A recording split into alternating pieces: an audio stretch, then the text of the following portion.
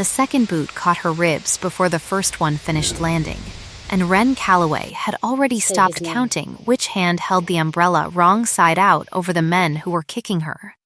Rain came down the alley in sheets the color of dishwater under the streetlight, and she thought, with the strange, clean detachment that arrives right before the body gives up making choices, that she still had $11 folded into her left boot, and they were going to get wet before anyone found them. "Say his name," the bigger one said. He had a voice like gravel poured down a drain. "Say Thorne cleared his debts fair and square." She didn't say it. She had spent 3 years not saying it, and she was not going to start now, on her knees in an alley 2 blocks from the harbor, with a busted lip and a coat that used to belong to her mother soaking black with rain and worse things. So they hit her again, and the world tipped sideways into the gutter, and the last thing she heard before the water closed warm and cold at once around her cheek was a car door, somewhere above the rain, opening like a verdict. If you're finding your way into this story the way she found her way into that gutter, without meaning to and unable to look away, do something for me before the rest of it unfolds. Subscribe to the channel. Now back into the rain with her, because someone was walking toward it who had never once in 11 years let a threshold stop her. Her name was Wren Calloway, and 6 hours before that alley she'd been laughing. That was the part nobody believed later, when they heard the whole ugly shape of what she'd survived, but it was true. She'd been standing behind the counter at Dee's Suds and Fold on Holloway Street, with soap suds drying on her forearms, watching a toddler try to convince a dryer to give his sock back. And she'd been laughing so hard, she nearly dropped the ledger she kept hidden under the register, the real one, the one with numbers in it that nobody at that laundromat needed, and everybody in this city would have paid to burn. 3 years earlier, she had been the best forensic auditor Halbrook Cross Financial had ever trained. 24 years old, and already the kind of quiet that made senior partners nervous, because she found the load-bearing lie in a balance sheet the way other people found typos. Her father used to say, "Numbers don't lie, but people do," and he'd said it so many times growing up, doing books for the hardware store that never quite recovered from his death, that she'd built her whole spine out of the sentence. Then Marcus Thorne, her supervising partner, had bled $11 million out of a client trust over 4 years and signed her initials to the transfers he needed a scapegoat's name on, and the state board had believed the paperwork instead of the accountant, because paperwork doesn't cry in a hearing room, and Wren had. She'd lost her license. She'd lost the apartment that came with the salary. She had not lost the ledger she'd kept, off the books, in her own hand, cross-referencing every transfer Thorne had ever routed through a shell called Ashcombe Maritime Holdings, because some stubborn, unkillable part of her still believed that someday the numbers would be allowed to talk. She just hadn't expected Thorne's men to find out she still had it before she'd found anyone willing to listen. They'd been waiting for her outside the laundromat at closing, and by the time she understood what was happening, they'd already walked her 4 blocks toward the water with a hand clamped over the back of her neck like she was a stray they were returning to the pound. The car that stopped at the mouth of the alley did not belong to a good Samaritan out for a rainy drive. It belonged to Thalia Draven, and every soul in the city knew the sound of that engine the way sailors know weather. They called her the Iron Widow of Ashcombe, and they said it the way you'd say the name of a storm that had already taken a roof off once and might come back for the rest of the house. Alpha, self-made, 38 years old, and cold enough that 3 boards of directors had resigned rather than sit across a table from her when she was disappointed. She ran shipping, steel, and half the harbor's credit through Draven Holdings, and she had buried a wife 9 years ago in a car accident everyone still called an accident, in the careful voice people use for things they've decided not to examine.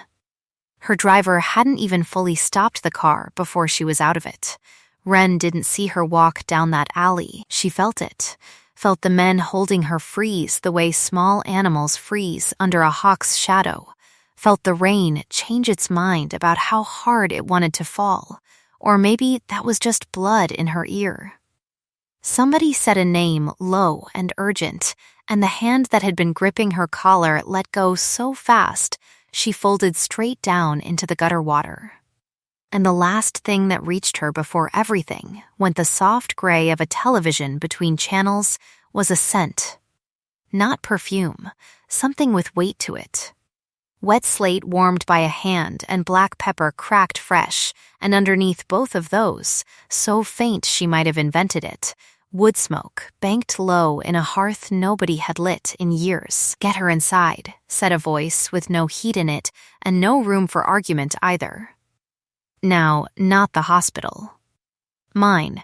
Wren surfaced in a bed that smelled of clean linen and lavender, and underneath that, very faintly, wet slate and black pepper, and for 3 full seconds she thought she died in a way that had gone unexpectedly well.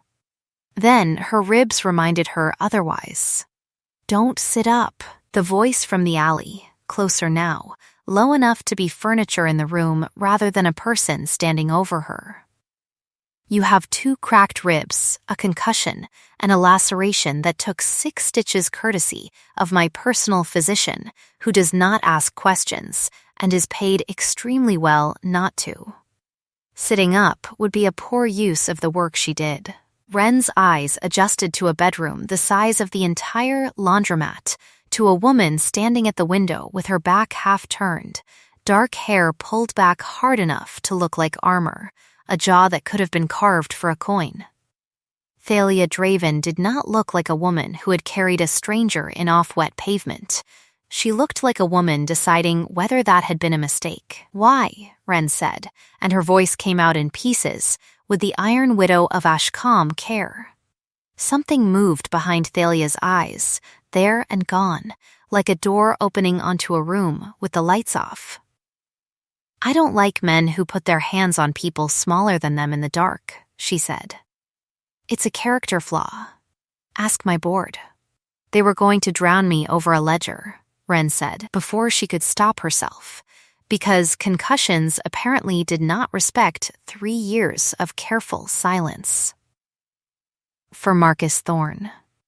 The room's temperature did not change, not literally, but Wren would have sworn the scent in it sharpened, black pepper going almost bitter, the way a storm smells right before it decides to be a storm. "Marcus Thorne," Thalia repeated, and turned fully around for the first time, and Wren understood, looking into that face, exactly how a city had learned to be afraid of it. "Say that again." So she did. Half-conscious, ribs screaming, mother's ruined coat drying over a chair that probably cost more than a year of her rent. Wren Calloway recited 11 months of transfer dates and shell account numbers from memory, in order, without a single number out of place, because that was the one thing 3 years of disgrace had never managed to take from her. Thalia Draven listened to all of it without writing a single figure down. When Wren finished, hoarse, spent, certain she'd just handed a stranger the only leverage she had left, the Alpha said only, "Ashcombe Maritime routes through my harbor contracts." "I know," Wren said. "That's why I kept the book." For a long moment, neither of them said anything, and the rain kept working at the windows. And somewhere in that silence, Wren felt the exact shape of the collision she'd just walked into, the way you feel a door lock behind you before you finished hearing it click. "You're not going back to that laundromat," Thalia said. It wasn't a question, and it wasn't kindness either. It was arithmetic, the same kind Wren dealt in, a problem that had exactly one correct answer once you had all the numbers. "I don't have anywhere else. You do now." Thalia crossed the room, close enough that Wren caught the scent again, full strength this time, wet slate and black pepper and that ember of wood smoke underneath, and something in her chest that had been clenched since the alley loosened half an inch. You're going to work for Draven Holdings. Forensic audit, off the books, reporting only to me. And you're going to sleep in this house until those ribs stop arguing with you. A pause, brief, deliberate. Ask me if that's a rescue or a purchase. I want to hear which word you use. Ren looked at her for a long moment, rain blurred and aching, and for the first time in 3 years, exactly seen. Ask me again when I've decided, she said, and something that was almost a smile moved at the corner of Thalia Draven's mouth before she remembered not to let it. The next morning, Ren crossed the threshold of Draven Tower on her own 2 feet, mother's coat cleaned and pressed by a housekeeper who hadn't asked, and understood she had just walked into a different life, the way you walk into cold water, all at once, and past the point of walking back out. The tour of Draven Tower took 40 minutes and cost Ren every illusion she'd built about what her new life would feel like. Marble the color of a glacier's underside. An elevator that required a code and a retina scan, and still, somehow, smelled faintly of thalia, wet slate, black pepper, that low ember of wood smoke that Ren had started, against her better judgment. To listen for in every room she entered. Executives who looked at her ID badge, then at her face, then did the arithmetic of her name against a scandal 3 years cold, and arranged their features into something colder than the marble. Halbrook Cross, murmured one man in the elevator, not quite quiet enough. Didn't she? She did not, said Thalia, without turning around, in a voice that ended the sentence permanently, and the man found something urgent to read on his phone. Ren's office was on the 40th floor, glass on 3 sides, and it was, without exaggeration, larger than the apartment she'd lost. She stood in the doorway for a long moment, doing the math on how many months of laundromat wages that view represented, and decided the number wasn't worth finishing. You'll need access to the archived Ashcombe contracts, Thalia said from behind her, close enough that Ren felt the words more than heard them. I've had them pulled. Every transfer, every signature, going back 6 years. Why 6? Because that's how far back Elena had gotten. Thalia's voice didn't change register at all, which was how Ren knew, immediately, that it should have. Before the accident. Ren didn't ask who Elena was. She didn't need to. There was a photograph on the corner of Thalia's own desk, glimpsed through an open door on the walk over. A woman with a wide, easy laugh, an arm slung around Thalia's shoulders in a version of her that stood looser, warmer, unguarded, and a boardroom full of executives who went quiet whenever the name Ashcombe came up in a meeting, for reasons that had nothing to do with shipping contracts. That night, a covered dish appeared at Ren's door, in the residence wing. Braised short ribs with rosemary, the exact dish her mother used to make on the one night a month they could afford meat, a recipe Ren had mentioned exactly once, in passing, half delirious, 3 nights earlier. She stood in the doorway holding the dish and felt something crack open in her chest that had nothing to do with the beating. You remembered, she said to Thalia, later, finding her on the penthouse terrace with a glass of something amber and untouched. I remember everything people tell me when they think no one's listening, Thalia said. She didn't look over. Rain from 3 nights ago had left the city glittering below them, and the wind carried her scent toward Ren in slow, warm gusts, wet slate softened now, almost gentle. It's a character flaw, too. Ask my board. You keep saying that. It keeps being true. Now she did look over, and something in her expression made Ren's pulse do something complicated. Careful, Ren Calloway. I don't let people close often. When I do, I don't let go easily. Is that a warning? It's an inventory. Thalia's hand found the small of her back as they turned toward the doors, brief, deliberate, gone before it could become anything either of them would have to name. And still, Wren felt it for an hour afterward, a warm brand under her mother's old coat. The gala 3 weeks later was meant to be routine. Draven Holdings cementing a harbor contract renewal, 400 guests in a ballroom lit like the inside of a struck match. Wren wore a dress the color of deep water that Thalia's housekeeper had produced without explanation, and for 1 full hour she let herself believe she belonged in the room. Then Marcus Thorne walked in on the arm of a city councilman, saw her across the ballroom, and smiled the smile of a man who has just been handed a gift. "Miss Calloway," his voice carried, pitched exactly loud enough. "I heard the Iron Widow had taken in a stray. I didn't realize it was the embezzler from Halbrook Cross." He turned to the small crowd gathering with the particular hunger people bring to a public unmaking. "Careful with your books, Thalia. This one has a history of creative accounting." The ballroom's temperature dropped so fast Wren felt it in her teeth. "Say that again," Thalia said, and the room actually went quiet, the way a forest goes quiet before something with teeth walks through it. "I only mean—" "I know exactly what you mean, Marcus." Thalia crossed the space between them without hurrying, and every guest in that ballroom found somewhere else to look, the way you look away from a fire so it won't remember your face. "I've had Miss Calloway's original case file pulled.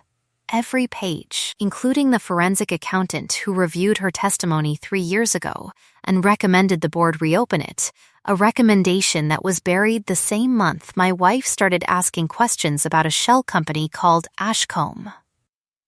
Thorne's smile didn't move, but something behind it did.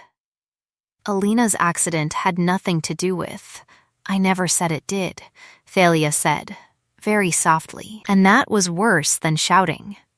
"You did." The silence that followed had a texture to it, thick enough to touch. Wren watched Thorne's jaw work, watched him recalculate in real time, and understood with sudden, sickening clarity that the ledger in her old apartment hadn't just cost her a career. It had been circling the edges of a woman's death for 6 years, and nobody had ever connected the 2 columns until tonight. "You're delusional," Thorne finally managed, but his voice had lost its carrying pitch, and he was already retreating toward the doors, councilman in tow. "Watch yourself, Thalia. Grief makes people see conspiracies in coincidences." "Watch yourself, Marcus," Thalia said to his back. "I don't get delusional. I get thorough." He was gone before the band picked its next song back up, and Wren stood very still in her borrowed blue dress, staring at the woman beside her, watching the fury banked in her jaw slowly resolve into something quieter and far more dangerous. "Alina found something," Wren said. "Not a question." "Elena found the beginning of what you kept finishing without knowing it," Thalia said, and for the first time since the alley, her voice cracked open half an inch, just enough to let something raw show through. 9 years, and I never had the last page. I think you might be holding it." Outside, the storm that had been threatening the harbor all evening finally broke. Rain lashing the tall windows of the ballroom, and Wren felt the whole shape of what she'd walked into settle over her like a second skin. The storm knocked out 3 transformer stations along the harbor grid at 11 that night, and Draven Tower's emergency lighting came up amber and low, throwing everything into a hush that made the whole 40th floor feel like the inside of a held breath. Security lockdown, standard protocol, nobody in, nobody out until the grid stabilized, which meant Wren was still in her office at midnight, barefoot on cold marble, cross-referencing 6 years of shipping manifests by the light of her laptop, when Thalia found her. "You should be asleep," Thalia said from the doorway. "So should you." Wren didn't look up from the manifest. "Come look at this." Thalia crossed the room and stood at her shoulder, close enough that Wren felt the warmth radiating off her, close enough to catch wet slate and black pepper cutting through the recycled air. And beneath the professional cadence of her own voice, Wren had to work to keep her hands steady on the keyboard. Ashcombe Maritime routed a payment through your harbor authority the week before Elena's accident, Wren said. Same week, same account, same signature pattern Thorne used on my transfers. He didn't just steal from a trust fund 3 years ago. He's been doing it since before I even started at Halbrook Cross, and Elena found the same thread I found 6 years earlier, from the other direction. Thalia didn't say anything for a long moment. When she did, her voice had gone somewhere Wren hadn't heard it go before. Quiet, unguarded. The voice of a woman standing in a doorway she'd kept locked for 9 years and finally turning the key. She used to leave me notes, Thalia said. On my desk, in the morning, before she went into the courthouse to file something. I never asked what she was working on. I told myself it was respect for her privacy. It wasn't. It was fear. Every case she took made her a target for someone, and I told myself if I didn't know the details, I couldn't lie awake calculating the odds. She exhaled, slow, unsteady. The morning of the accident, there was a note on my desk. It said, ask Marcus about the harbor contract renewal. I never got to ask him anything. I got a phone call instead. Thalia, don't. It wasn't sharp. It was something closer to pleading, which from this woman was its own kind of confession. Don't say you're sorry. Everyone says they're sorry, and it has never once put her back in that doorway. She looked down at Wren then, really looked. Amber emergency light carving new shadows into a face that had learned, a long time ago, to give nothing away for free. I don't rescue people, Wren. I've never once done it before you. I keep them, or I don't bother starting. The rain kept working at the windows. The lockdown lights hummed low, and Wren, who had spent 3 years learning exactly how much of herself she could afford to hand a stranger, found she had already handed this one more than she'd planned to give anyone ever again.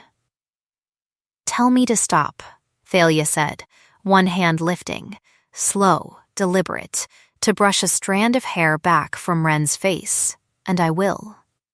Right now. No consequences, no second asking. Don't stop, Wren said, and meant it with everything cracked open and ribs sore, and finally certain in her chest. The kiss that followed was careful in a way that undid her faster than urgency ever could have, Thalia's hand cradling her jaw like something that had already been broken once and shouldn't be handled carelessly a second time. When they broke apart, Thalia's forehead rested against hers, breath unsteady, control visibly, deliberately held. I have wanted to do that, Thalia said against her mouth, since you recited 11 months of ledger entries at me with a concussion and dared me to be unimpressed. That is not what I said. It's what I heard. A ghost of a smile. I'm a very specific woman. Ask my board. Neither of them laughed at the joke, not really, because the storm outside had made the whole tower feel like the only place left standing in the world, and for one long, suspended hour, that was enough. The scars came out 3 nights later in Thalia's own bedroom, with the city gone quiet and gold beyond the glass. Wren showed her the fading yellow-green bruises along her ribs first. Then, when Thalia's jaw tightened at each one, the smaller and older marks, a thin white line along her collarbone from a car door slammed by an angry stepfather when she was 9, a burn scar on her forearm from a hardware store fire that had taken half her childhood home and all of her father's savings. He never recovered from that fire, Wren said. The debt from rebuilding is the debt Thorne's men were collecting on. Technically, he's dead 6 years, and they're still squeezing his daughter for it, because Thorne owns the collection agency under a name nobody bothered to trace. I'll trace it, Thalia said, low, certain, and Wren believed her completely. In return, Thalia showed her a scar of her own, not on skin, but a small brass keepsake she kept in a locked drawer, a cufflink that had belonged to Elena, engraved with a single word: anchor. She used to say I was the storm, and she was the thing that kept me from taking the roof off with me, Thalia said.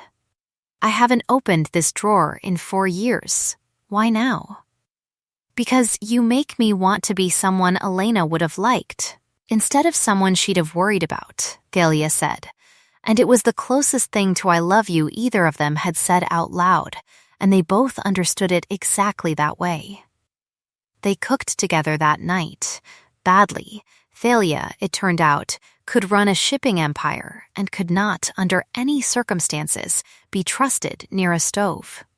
And Wren spent 20 minutes laughing so hard her healing ribs ached while a woman 400 employees called a monster burned garlic bread into charcoal with a face of pure, wounded dignity. Later, Thalia produced, from a jeweler she trusted absolutely, a small parcel, Wren's father's fountain pen, the one she'd mentioned once, in passing, with its cracked nib and worn barrel, now cleaned and replated and fitted with a new gold nib, working again for the first time in 6 years. You kept it, Wren said, throat tight. You said it was the last thing of his that still worked before it broke. I thought it should get to keep working. Thalia's voice was carefully light, carefully controlled, the voice of a woman deliberately not making a bigger moment out of something that clearly meant everything to her. Consider it a very small apology for the state of that garlic bread. Wren was still holding the pen, turning it over in the lamplight, memorizing the weight of it, when Rourke, Thalia's head of security, a gruff, granite-jawed alpha who had watched Wren with open suspicion for 3 weeks, burst through the door without knocking, face grim in a way that made both women go instantly, professionally still. The Ashcombe files, Rourke said. The full archive. Someone accessed the server an hour ago with your credentials, Miss Calloway, and it wasn't you. The morning after Rourke's warning, Wren's world came apart in careful, deliberate stages, each one engineered by a man who understood exactly how much damage could be done with a well-placed phone call. First, the archive breach was traced, with theatrical ease, to an access point inside her own office, planted, obviously. But by the time the forensics team finished the initial sweep, 3 news outlets already had the story. Draven Holdings' disgraced auditor implicated in second data theft. Second, Dee called from the laundromat, voice shaking, to say 2 men had come by asking questions about Wren's schedule, her habits, whether she still had personal effects stored anywhere. Third, and worst, the Draven board. 9 people who had never liked Thalia's unilateral decisions, and liked this one least of all, called an emergency session and demanded Wren's removal, citing liability, citing optics, citing a lawsuit Thorne's lawyers had already filed by lunchtime. Wren watched it happen from the 40th floor, phone buzzing with headlines that used her name like a slur, and felt 3 years of careful rebuilding collapse in under 6 hours. I'll handle the board, Thalia said, jaw tight, already moving toward the elevator. You can't fight all of them for me, Wren said, not without spending capital you'll need later. I know how this works, Thalia. I built careers out of watching exactly this kind of math. Then let me spend it. They'll say you're compromised, that I compromised you. Wren's voice cracked on the word, and she hated it, hated that after everything she'd survived it was this, the fear of costing someone else something, that finally broke her composure. I won't be the reason the Iron Widow of Ashcombe loses her own company. The board session lasted 2 hours. When Thalia emerged, her face was a wall Wren hadn't seen since the night in the alley, and her voice, when she finally spoke, was formal in a way that hurt worse than shouting would have. I've placed you on administrative leave, Thalia said. Effective immediately. Full pay, full protection detail. It buys us time to find who planted that access log without giving Thorne a legal foothold to escalate. You're distancing yourself from me. Wren heard how small her own voice sounded and couldn't stop it. I'm protecting the only leverage we have left, Thalia said, and something in her eyes said the words cost her everything to say, and she was saying them anyway, because that was, apparently, what strength looked like when it had run out of easier options. It is not the same thing. I need you to survive me being careful for a few days. Can you do that? Wren left Draven Tower that night in the rain. Real rain this time, not metaphor. The sky opening up over the city like it remembered exactly where this story had started, and stood on the sidewalk with her father's pen in her coat pocket and her whole rebuilt life dissolving around her a second time, and thought, with a clarity that felt almost peaceful, that she had exactly one thing left that nobody could plant, steal, or discredit: the truth, written in her own hand, in a book Thorne's men had never actually found. She still had the real ledger. The one from 3 years ago. Hidden, this whole time, in the one place nobody had thought to look, taped inside the lining of her mother's coat. The coat she'd been wearing the night they beat her in the alley, the coat Thalia's housekeeper had cleaned and never once thought to search. Wren stood in the rain outside a laundromat that used to be her whole world, soaked to the skin, and started, very quietly, to laugh, because her father had been right about one thing above everything else. Numbers don't lie. People do, and she still had every number Marcus Thorne had ever tried to make disappear.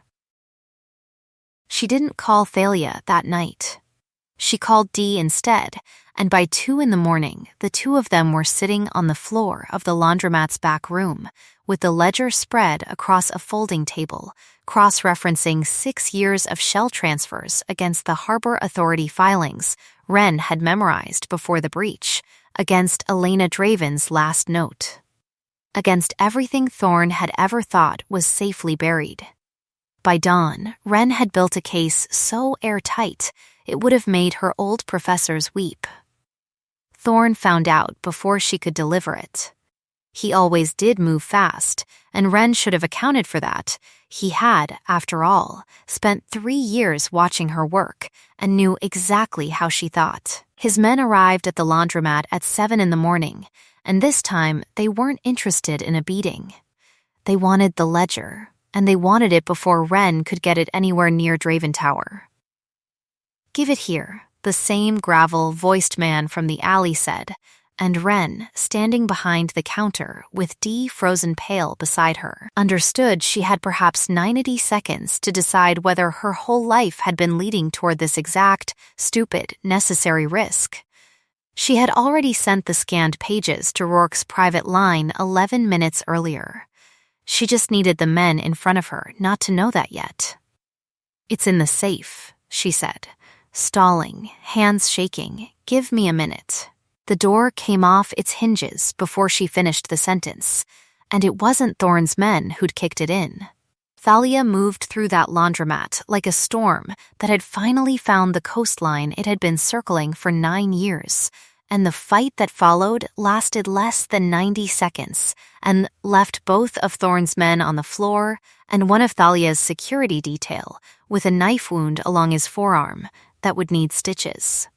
In the chaos, the gravel-voiced man lunged for Wren with a fist already swinging, and Thalia crossed the space between them faster than Wren's eyes could track, and took the blow across her own jaw instead, staggering, blood at the corner of her mouth, and came up smiling in a way that made even Rourke take half a step back. That, Thalia said, wiping her mouth with the back of her hand, was a mistake. "Thalia, don't."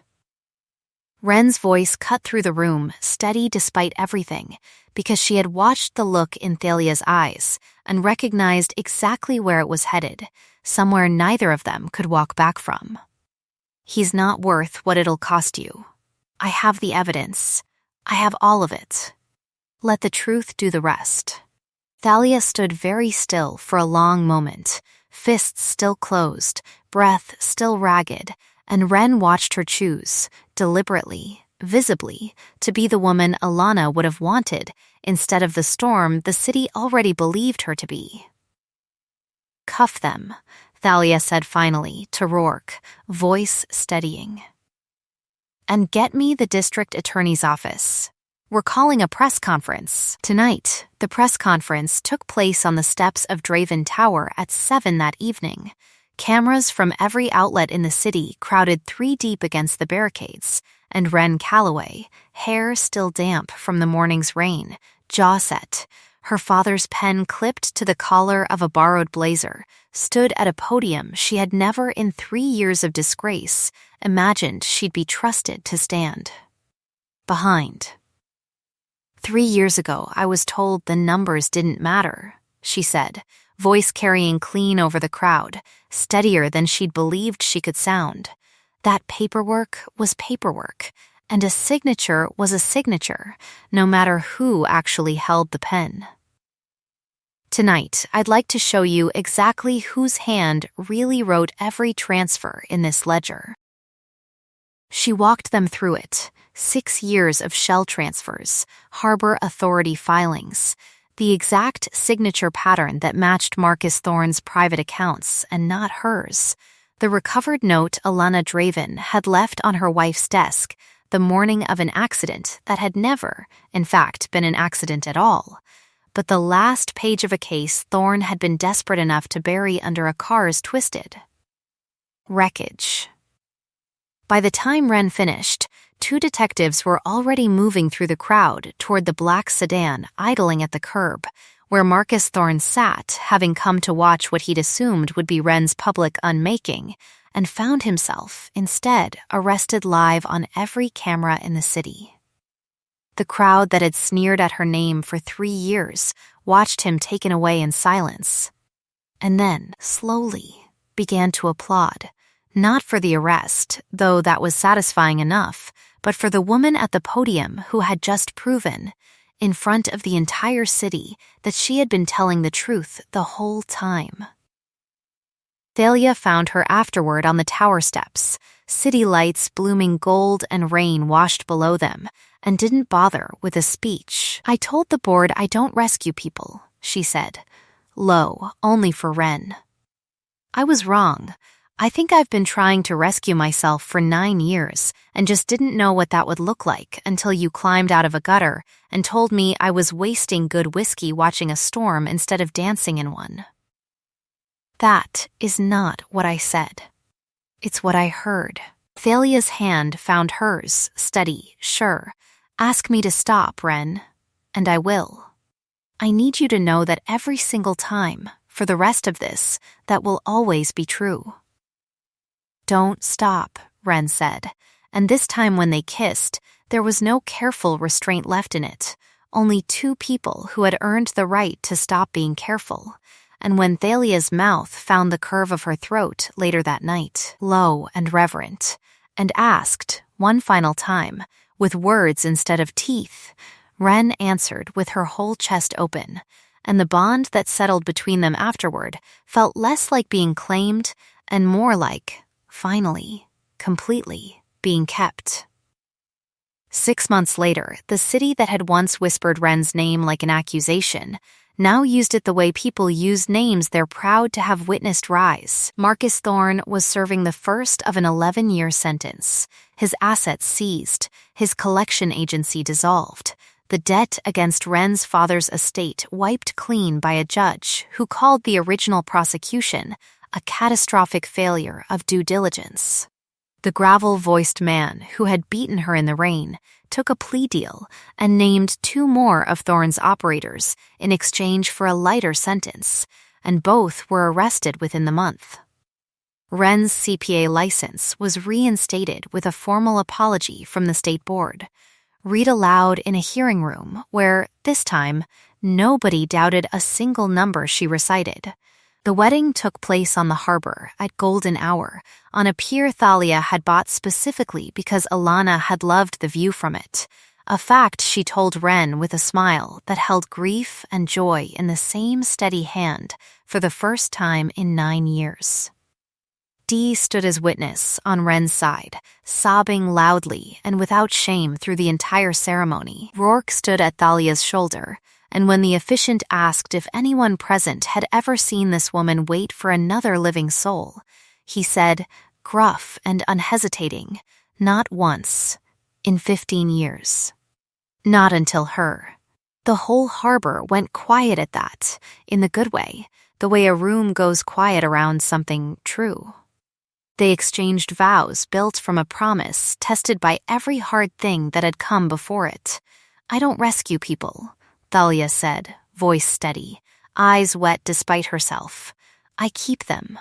I intend to keep you, Wren Calloway, for every version of forever this city will let us have. And Wren, holding her father's restored pen in one hand and Thalia's fingers in the other, said only, numbers don't lie. Neither will I. Not to you, not ever again, and signed their marriage certificate with a nib that had been broken once and now, like both of them, worked perfectly. That night, Wren stood at the window of the house that had become, somewhere in the last 6 months, simply home, watching morning light, real morning, the first clean gold light after a week of gentle rain, spread slow and warm across the harbor. Thalia's arms came around her from behind, wet slate and black pepper, and underneath it now, something new and settled, something that smelled almost exactly like belonging. Somewhere below them, the city that had once left Wren for dead in an alley carried on, unaware that the woman it once discarded had quietly become one of the truest things in it. Being invisible had never been the tragedy people assumed it was. The tragedy was believing, even for a moment, that invisible meant unworthy of being found. Wren Calloway had spent 3 years learning that the right person doesn't rescue you from the rain.